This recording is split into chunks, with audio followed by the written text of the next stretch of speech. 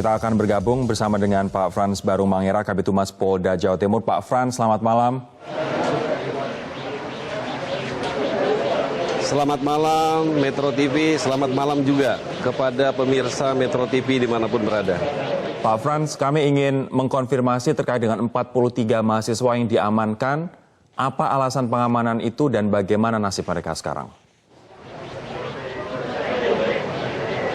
Polisi sebagai stabilisator ya, apa yang disampaikan oleh Bapak Kapolda Jawa Timur, Irjen Pol Dr. Andes Luki Hermawan, penanganan ini haruslah secara benar-benar komprehensif. Jangan ada hal-hal yang mengenai tentang penanganan yang salah. Oleh karena itu, kita datang di sana, di asrama Papua, di Surabaya, untuk melakukan evakuasi. Kenapa kita melakukan evakuasi? Karena ada kelompok eksternal, kami tidak menyebutkan kelompok eksternalnya, itu ada sekitar 700 sampai dengan 1000 orang yang datang ke asrama, terprovokasi oleh ya adanya bendera merah putih yang diselokan. Nah, kemudian Wakapoltabes bersama dengan bersama dengan Kasat Reskrim dan Intel melakukan evakuasi kepada adik-adik kita, mahasiswa 43 orang. Kenapa kita melaksanakan evakuasi ini? Karena situasional yang tidak mendukung pada saat itu. Dikarenakan memang di luar sudah ingin memasuki secara paksa asrama itu. Sementara yang di dalam juga kelihatan bahwa situasi tidak mendukung. Nah, Polri mengambil langkah ini untuk menstabilkan situasi yang ada supaya tidak terjadi lokus ini menjadi sesuatu keributan sosial yang berimbas juga kepada mahasiswa dan masyarakat sekitar. Nah, kami mengevakuasi jam 13.30 ya menuju Poltabes. Nah, yang kita dalami, yang kita lakukan penyelidikan adalah bendera yang masuk ke selokan. Kita melakukan pemeriksaan sampai dengan jam 22 dan 20.30 kita memperbolehkan 43 mahasiswa ini kembali pulang. Hukum mereka apa, Pak Frans? Karena sampai kita melakukan penyelidikan belum ada, ya. Status hukum mereka apa? Kalau mereka misalnya dievakuasi dan juga diperiksa terkait dengan dugaan adanya bendera yang ada di Solokan, status hukum mereka apa Pak Frans? Ya, nanti saya jelaskan Mas. Saya lanjutkan dulu.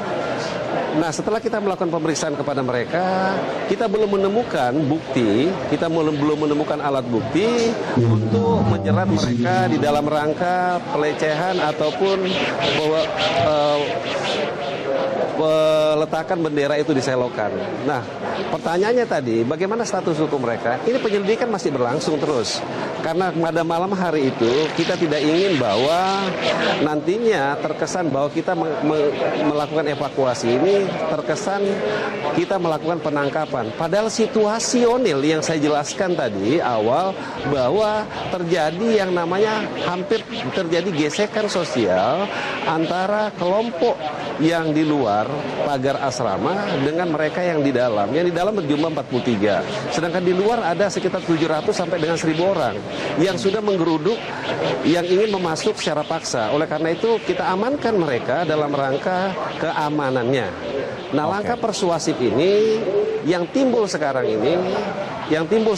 adalah memprovokasi seakan-akan kita melakukan penangkapan dan seakan-akan ada korban dari anak mahasiswa Papua yang sebenarnya tidak terjadi, dan itu sudah kita lakukan penyebaran bahwa informasi ini adalah hoax. Semua akun resmi Polda, Mabes dan Polres menyebarkan ini dalam rangka kita menyampaikan informasi yang sebenarnya. Nah, status hukumnya sampai dengan sekarang itu kita masih melakukan penyelidikan terhadap pelecehan bendera itu. Karena massa di luar terprovokasi oleh bendera yang ada di got itu.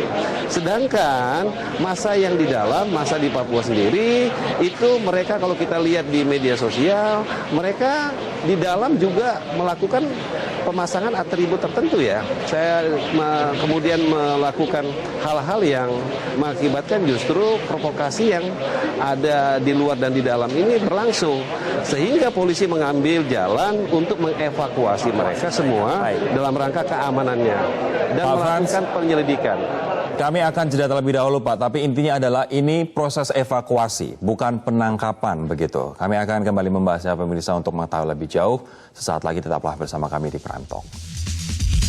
Saya akan kembali ke Pak Frans. Pak Frans, terkait dengan pelaku pengepungan, kemudian provokator yang memanaskan suasana sehingga ada ratusan bahkan hampir 1.000 orang yang Anda sebutkan tadi mengepung asrama mahasiswa Papua di Surabaya.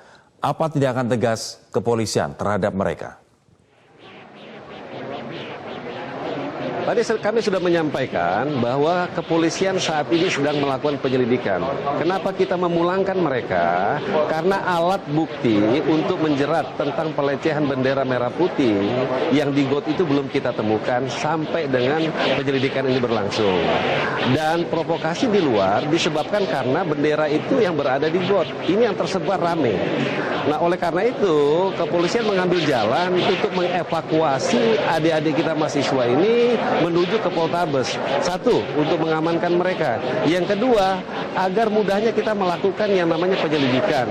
Kemudian yang ketiga, tentunya tidak terjadi bentrokan antara mereka yang di dalam, adik-adik kita mahasiswa, dengan massa yang di luar. Nah, kalau ditanyakan tadi, siapa yang memprovokasi?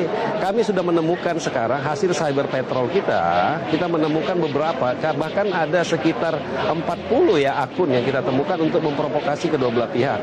Baik itu bendera yang digot maupun juga tindakan-tindakan yang saya mengatakan bahwa ini tindakan hoax, bahwa tidak ada penangkapan, bahwa tidak ada tindakan-tindakan di luar hak asasi manusia, bahwa tidak ada tindakan-tindakan di luar hukum yang dilakukan oleh kepolisian daerah Jawa Timur dalam rangka penanganan ini.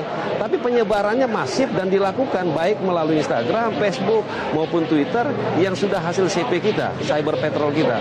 Nah, inilah yang menyulut massa eksternal dari luar kemudian datang ke asrama. Mohon maaf Pak Frans, artinya siapa di balik 40 akun yang diidentifikasi oleh polisi ini, Pak? Nah, sementara ini kita masih melakukan terus. Kami mohon waktu karena kami belum bisa menyampaikan di sini. Karena hasil penyelidikan ini tentunya menyangkut tentang akun-akun itu, menyangkut tentang siapa penyebarnya itu. Oleh karena itu, berikan waktu kepada kepolisian untuk menyampaikan. Bapak Ngabalin nanti hari Rabu ke sini akan kita sampaikan secara komprehensif kepada beliau hasil penyelidikan yang dilakukan oleh Polda Jawa Timur menyangkut tentang provokasi. Oleh karena itu, harapan kita kepada semua masyarakat, kami juga mengutip apa yang disampaikan Ibu Gubernur, tolong kita menjaga situasi ini. Bapak Kapolda juga mengharapkan, juga demikian Bapak Panglima juga mengharapkan menahan semua apa yang terjadi. Oleh karena itu, jaga setiap kondisivitas dan malam hari ini di Bengawan 30 hadir semua kelompok ya, terutama orang Papua yang ada di sini dan kemudian Forkopimda yang untuk mencari solusi cangkruan dengan judul Torang Samua Bersaudara. Ini untuk mencari solusi cara khas Jawa Timur untuk mencari solusi bagaimana memecahkan masalah. Semua akan berpendapat di sini. Malam hari ini. Kombes Pol Frans Barumangera, Kabid Humas Polda Jawa Timur. Terima kasih Pak atas waktu Anda di Prime Talk malam hari ini. Kami akan kembali lagi pemirsa. Tetaplah bersama kami di Prime Talk.